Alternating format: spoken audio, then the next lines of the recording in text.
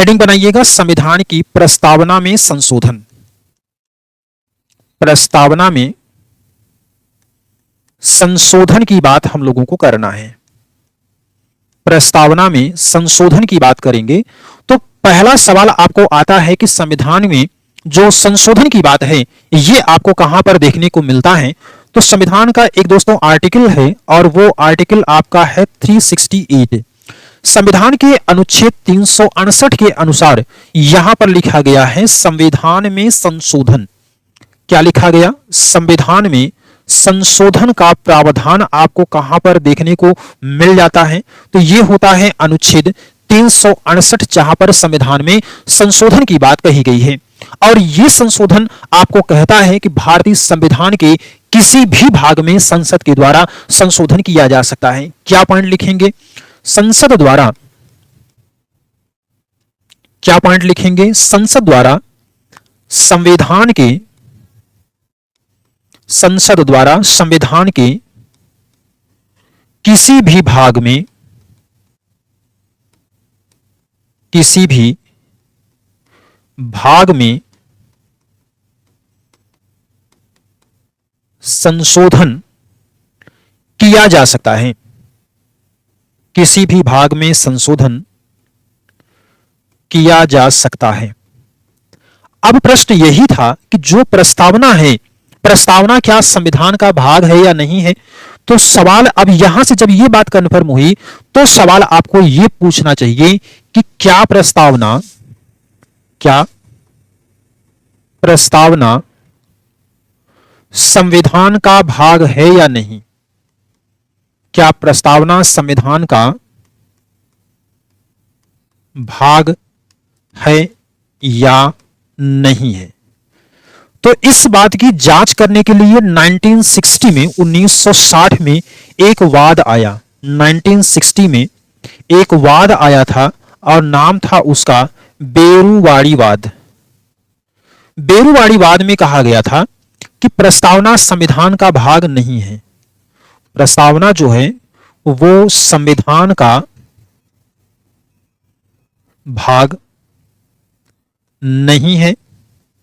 और जब प्रस्तावना संविधान का भाग नहीं होगा तो रिजल्ट क्या निकलेगा? संशोधन नहीं होगा, संशोधन नहीं होगा।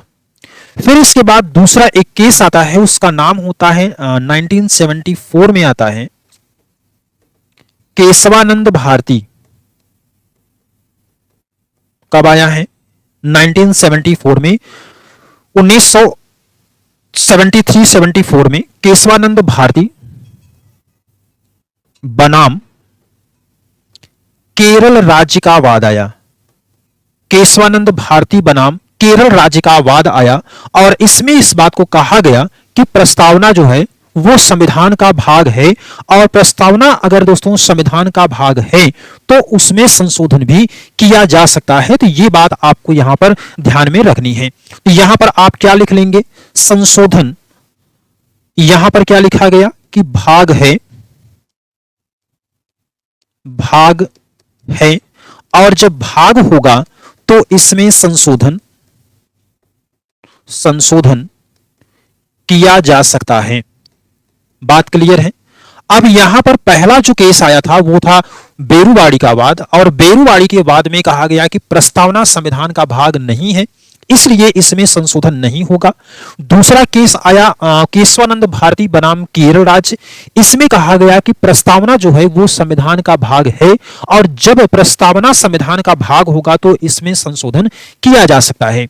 अब इसी बात को ध्यान में रखते हुए आप जानते हैं 1976 में, 1976 में एक संशोधन होता है। 1976 में नंबर था अमेंडमेंट का 42nd अमेंडमेंट, और यहां पर संशोधन होता है। और संशोधन किसके शासन काल में होता है?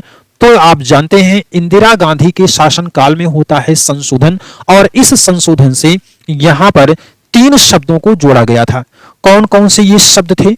3 शब्द जोड़े गए। कौन कौन से थे? समाजवाद, पंथ निरपेक्ष और अखंडता। कौन कौन सा शब्द था? तो समाजवाद, पंथ निरपेक्ष यानी कि सेकुलर, समाजवाद, पंथ निरपेक्ष और अखंडता शब्द को जोड़ा गया। कौन कौन से शब्द जोड़े गए हैं 42वें संविधान संशोधन के जरिए? तो आप इस बात को ध्यान में रखिएगा कि 42वें संविधान संशोधन के जरिए 1976 में कुल 3 वर्ड्स को जोड़े गए हैं। सोशलिस्ट, सेकुलर और अखंडता शब्द जोड़ा गया है। यहां पर आपको यह बात ध्यान में रखनी है।